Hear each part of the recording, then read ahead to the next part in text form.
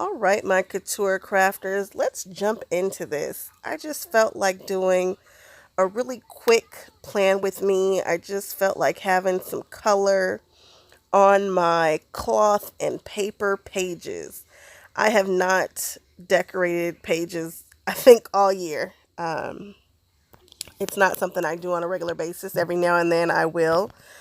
And I had no idea what I wanted to do other than put some color down. And so it took me forever. And it was not quite as much fun as I thought it would be. However, it got my mojo going. I was playing with my stuff. I pulled some stuff out that I haven't used before. So I guess in that sense, it's not a fail. So I grabbed my oxides. I cut some Velcro to put on the backs of the ones that didn't have any Velcro on the back to hold those sponges. I always keep the same sponge with that color all the time. I am so cheap when it comes to certain things. I wouldn't tear off another piece of post-it tape. I am just like super frugal when it comes to really random things. God forbid I just tear off a piece of post-it tape that fit the it, but no, I had to like piece it together. It just wasn't smart. It just was not smart. Obviously, I need to stack up on post-it tape so I don't continue to do stupid stuff like this because this was just not smart.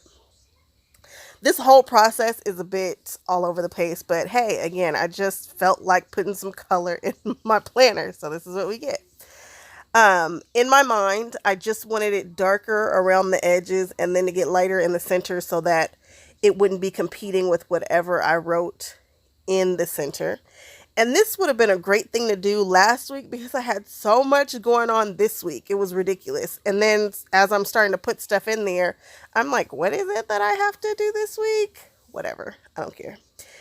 So I'm just blocking off the squares. If you look at this cloth and paper, it goes Monday, Tuesday, Wednesday across the top, and then Thursday, Friday, Saturday, Sunday along the bottom. I actually like this. I was thinking about doing an hourly because I watched a video about how the time that you were most productive in life was when you were in high school. And what was different in high school is that you had blocks of time that you allotted for certain things. And then after that block of time was up, you've moved on. And I'm like, geez, it just sounded so genius and so profound when the woman was talking about it. And so she says that the way that she remains super productive is by allotting blocks of time to do things. And then after that block of time is up, she moves on to the next thing. I bet it is quite helpful, I think, maybe. So maybe I'm going to use, I don't know, but I really like this because I'm a list maker by just nature. My mother's a list maker, I'm a list maker, and this lets me just list what I have going on, check it off, and move on. So maybe I'll be staying in this cloth and paper. I need to hurry up though because cloth and paper is a little bit slow on shipping sometimes, and I don't want to be without what I need when the beginning of the year comes. So I need to figure it out and hop to it. So again, I'm just throwing color down randomly. I'm using scattered straw, seedless preserves, and chipped sapphire. These are the oxides. I chose the oxides because they dry super matte, and I figured whatever I was going to use to write over the top of them would not be hindered by whatever finish they left on this paper. The cloth and paper kind of has a coating on it. It's a heavier sheet. It's like the 20-pound paper as opposed to 18-pound paper. It feels luxurious. So I just wanted to make sure that whatever I put on top was going to be matte so that I could write over it. And I didn't have any problems writing over the ink. And I'm just taping it off and I'm going around the sides and making them a little bit darker. Now I'm using this bright yellow after I've used the blue. So of course I'm pulling in some of that blue. This was just me playing around in my stuff. Definitely not a best effort, but interesting nonetheless. So I was thinking that I was going to use that sticker sisters. It's like sticker stirs. I don't know how to say it, but it's basically like stickers and sisters put together. They have sticker sets for your planner, and I thought I was going to use those, but I ended up not. And I grabbed old the Rong Rong stamps from Happy Planner that came out a few months ago. She just did a release today, and I think that's why I gravitated towards these. That and the fact that they're just so pretty. So I grabbed the oxides and I'm testing it to see if it's going to stamp. And that was actually a super good impression first out the box without being prepped. I was shocked, but I'm sure that has to do with the properties in the oxides, because when I tell you these stamps are not high polymer, high quality photopolymer, they're not at all. They are the cheapest, flimsiest stamps ever.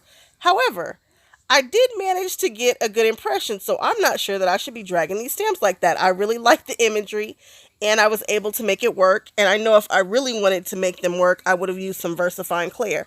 I have the tools, no sense in talking about it. It's a little splotchy when I stamped it here, but I really wasn't going for a super great impression anyway. So I need to just shut up and be good with what happened. I wanted to see if I prepped it with an eraser, the same way that I do my high quality photo polymer stamps, if it would accept the ink a little bit better, because there's a lot of bold places on this particular stamp, and it did. I was able to get a pretty good impression here. And I just stamped a different color on top of another color, just playing around, guys. These stamps have never been opened, and I like them in theory, but who's going to color them? I know who's not. I am not a colorist like that. And so it would have been better for me just to get the stickers from the collection than it would these stamps. However, I got swept up in the FOMO and I just had to have them. So now I own them. So now I need to figure out how to use them. And I kind of like the way this is being used. You just stamp it over a color. I could have stamped it over the blue, and it just gives you a little something. And so I think that's how I'm going to use these, because again, I do not see myself coloring these. That is not what I do. So I just went ahead and stamped it again. Just doing it. Just doing things. No rhyme, no reason. Just trying to kind of stay out of the center so that I can put whatever it is I'm doing right in the center. Then I grabbed these little stamps from My Favorite Things. Why don't they have a tiny stamp that says school? There's a stamp that says no school, but there isn't one that says school, and that upsets me. It makes me so sad. I need one that says school, and I need one that says internship right now, because that's what I'm working with. Boy, I wanted that to be on a stamp. That, and I couldn't find a stamp that says hair appointment. There's one that says hair. There's one that says appointment, but not hair appointment. And I was looking through all my Happy Planner, my MF, my Favorite Things stamp sets. I just didn't see it.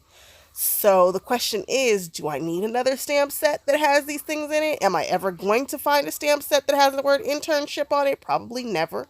But it seems like the school one isn't a super far stretch, so we'll see. So that's pretty much what I did, and now I'm just filling in what time I have some things and where I need to go and be and whatever. Just playing and putting the things down the way that I usually would. I'm actually pleased with the way it came out. It gave me some color. It's something going on in my planner other than the plain black and white pages, which I also love when I love them. Thank you guys for hanging out with me, and I will catch you all on my next video. Bye-bye.